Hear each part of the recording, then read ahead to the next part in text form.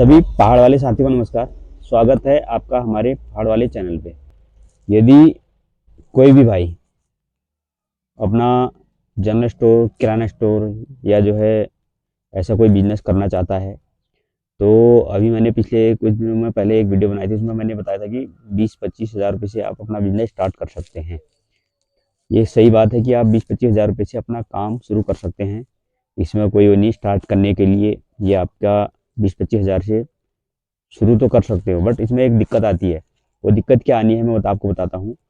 इसमें क्या होगा, आपको सामान 20-25 हज़ार से छोटे मोटे आइटम तो आपके आ जाएंगे, लेकिन हर सामान का जो है मेल जो होता है वो मेल आपका बन नहीं पाएगा। तो दुकान के लिए यह भी एक अहम चीज़ होती है, बहुत ज़रूरी होता है कि मेल आपके पास होना जरूरी जरूरी होगा। अब आपकी दुकान में क्या है कि कस्टमर आता है तो उसको हर सामान होना चाहिए आपके पास। अब किसी ने जैसे, चलो आपने जैसे टॉफ़ी, बिस्कुट और क्या कहते हैं गुटखा और ये छोटे मोटे सामान तो रख दिए, लेकिन उसके लिए अब कोई कस्टमर आएगा कि इसी सामान के लिए नहीं आएगा आपके पास। उसको जो है वो हो सकता है कि वो मांग दे, आप ऐसी चीज़ मांग दें, वो बोले कि 1 किलो मुझे मैदा दे दो, तो वो आपके पास होना चाहिए। उसने कहा 1 किलो धनिया दे दो, ठीक हो गया जी। उसने कहा जी खुला तेल दे दो, 1 लीटर आधा लीटर जो भी है। उसके बाद उसने कहा मुझे वो वाला चाहिए, बोतल वाला चाहिए, पाउच वाला चाहिए, चाय पत्ती मुझे ये वाली वैरायटी चाहिए, और मुझे कोई भी सामान बोला। तो उसका ये है कि आपको उस चीज़ को सोच समझ के जो है अपना सामान रखना चाहिए। दूसरी बात यह है कि जो सामान आपके पास नहीं हो तो उसको आप तुरंत उसको नोट करो। नोट करने के बाद उसको अगले दिन उसको उपलब्ध कराने की कोशिश करो। तो इसके लिए मैं आपको बता दूं, कम से कम आप शुरुआत अगर करोगे, देखो 20-25 हज़ार से शुरू तो हो जाएगा, लेकिन एक बढ़िया सा मेल बना कर रखने के लिए आपके पास हर आइटम होने के लिए कम से कम 1.5 से 2 लाख रुपए की आपको ज़रूरत पड़ेगी। ये होनी है। और उसके बाद आपका जो है सामान, मतलब हर वैरायटी आ सकती है, और लेकिन जो है बल्क में जो आप जो लेना चाहते हैं फिर भी आपको दिक्कत पड़ेगी। तो इसके लिए आपको ज़्यादा पूंजी की ज़रूरत पड़ेगी।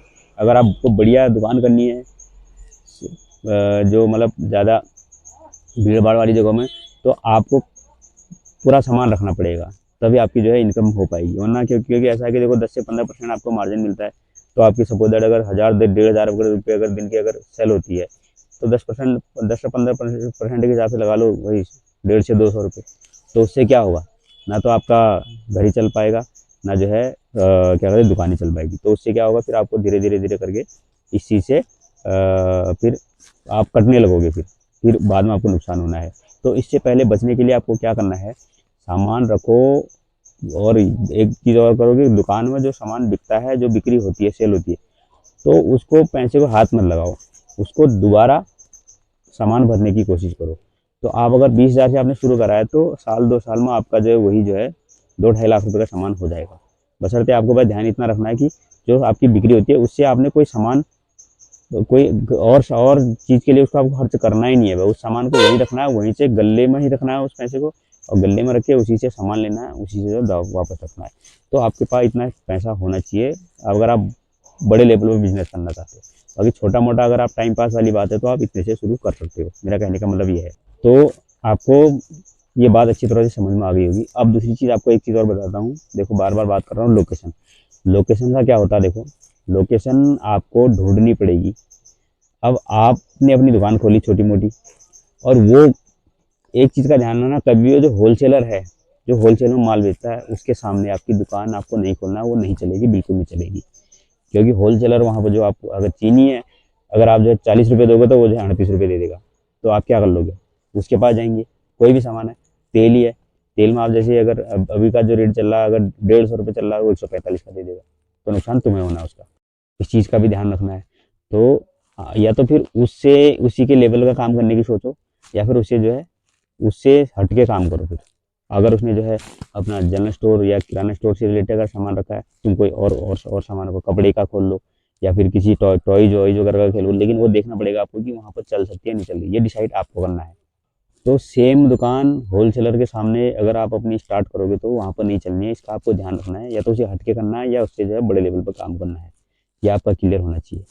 उसके बाद आगे आते हैं, देखो दुकान का डेकोरेशन।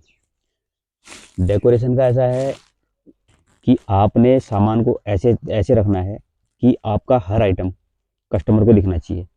चाहे आपने कुछ बाकी गोडाउन में अलग रखा है, लेकिन फ्रंट में तो आपका क्या है, जैसे आपने सामान जो भी रखा है तो पूरा सामान आप गोडाउन में रखो, और सामने हर चीज़ को ऐसे सजा के रखो कि हर आइटम दिखना चाहिए, कि कस्टमर आए और दिखे उसके, और वो सामान उसको जिसकी नीड है वो चीज़ ले जाए। तो डेकोरेशन आपको इस तरह से करना है। बेशक आपने मतलब सामने जो है पूरे भर भर के रखे, बाकी अगल बगल में जितने में जो है अलग अलग आइटम भी रख रहे हो, तो उसको जो है हर आइटम अलग अलग होना चाहिए और हर आइटम दिखना चाहिए। जो भी आइटम आपके पास दुकान में आया तो आपने एक सैंपल जो है दिखाने के लिए लगाना है उसको। तो इस वजह से आपका डेकोरेशन काफ़ी मायने रखता है आपकी दुकान में। तो ये बातें छोटी छोटी हैं, लेकिन आपको इन चीज़ों को जो है फॉलो करना पड़ेगा। इससे कहीं ना कहीं आपका बेनिफिट होने वाला है। तो उसके बाद डेकोरेशन हो, उसके बाद अब आपको एक चीज़ और बता दें, आप कोशिश ये करें कि सामान माल जो है डिस्ट्रीब्यूटर से खरीदने की कोशिश करें।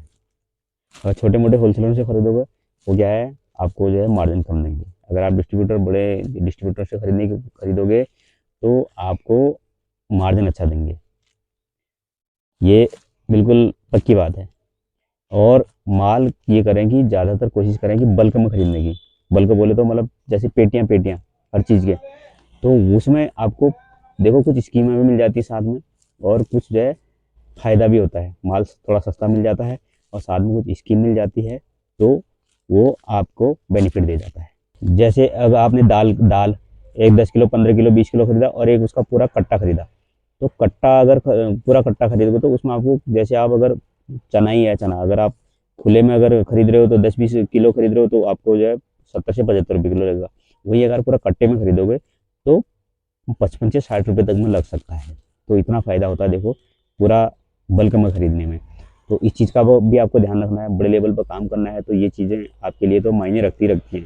तो इन चीज़ों को आपको इस हिसाब से खरीदना पड़ेगा, ताकि आपको कुछ मार्जिन ज़्यादा मिले और अच्छा मिले। और दूसरी बात एक चीज़ और बताता हूँ, अब आपके आसपास कोई डिस्ट्रीब्यूटर नहीं है, अब आपको दूर से लाना पड़ेगा सामान। दूर गए, आपने टाइम निकाला, गए डिस्ट्रीब्यूटर के पास, उससे वक्त सारा संपर्क बना के आए और आपने बात करी।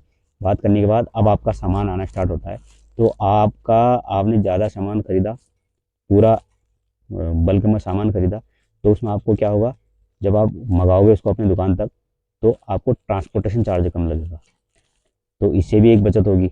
अगर आपने 2-4 सामान रखा वही ट्रांसपोर्टेशन चार्ज लगनी है, अगर आपने थोड़ा सा ज़्यादा ज़्यादा सामान मंगाया तो आपका ट्रांसपोर्टेशन चार्ज कम लगनी है। तो यहाँ भी आपका फ़ायदा होने वाला है। तो इन चीज़ों को आपको ध्यान में रखना पड़ेगा, और ये आपकी दुकान को बेनिफिट दिलाने में कहीं कहीं ना कहीं ज़रूर सहयोग करेंगे। तो मैंने जो भी बातें बताई आपको, ये आपको धीरे धीरे करके बड़े लेवल की जो दुकानें करोगे उस चीज़ के बारे में बात बताने की कोशिश करी। तो आप आशा करते हैं आपको ये मेरी वीडियो पसंद आई होगी। अगर पसंद आई हो तो हमारे चैनल को जो है, आप अगर नए हो चैनल पर तो चैनल को सब्सक्राइब कर दें और बेल आइकन को भी प्रेस कर दें, ताकि जब भी हम कोई ऐसी वीडियो डालें तो उसकी नोटिफिकेशन आपको तुरंत मिल जाए।